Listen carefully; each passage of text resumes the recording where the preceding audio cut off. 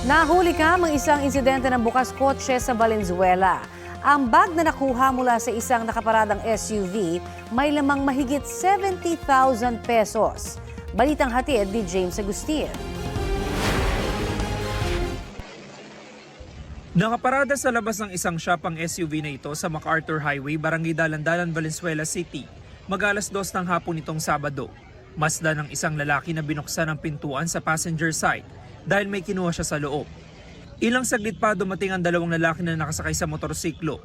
Pumarada sila malapit sa poste at bumaba ang angkas. Naglakad papalapit sa SUV ang angkas at binuksan ang pintuan sa driver's side. Kita na may hawak na siyang bag tsaka mabilis na sumakay sa motorsiklo.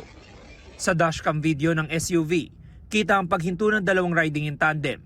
Ang angkas sumili pa sa bintana ng sasakyan bago mabilis na kinuha ang bag. Ayon sa may-ari ng sasakyan, may kukunin lang sana sila ng kanyang asawa sa shop noong mga oras na yon. Kasama raw nila ang unang lalaki na nagbukas ng pinto sa passenger side. Inopen siya ng husband ko kasi may pinakuha kami doon sa kasama namin. Pagkakuha niya, di naka-open pa yung car. Ilang minutes lang pagkatapos noon, dumating na yung mga salisi. Magbabayad sana yung asawa ko, tapos na-realize na, yung bag ko. So babalikan niya sana doon sa car kagad.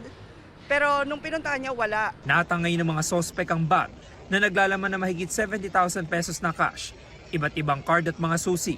Sabi ko nga kahit 1,000 lang yun, masakit pa rin sa amin eh. Kasi hindi naman pinupulot yun, di ba? Pinaghihirapan yun eh, kaya unfair talaga eh. Nai-report na ang insidente sa Valenzuela City Police Station na patuloy ang isinasagawang back at forward tracking sa mga kuha ng CCTV. Umaasa naman ang biktima na sa lalong madaling panahon ay mahuhuli ang mga salarin. Lumaban sana sila ng patas, di ba? Yun lang. Kasi kami, lumalaban kami ng patas, araw-araw nagtatrabaho kami.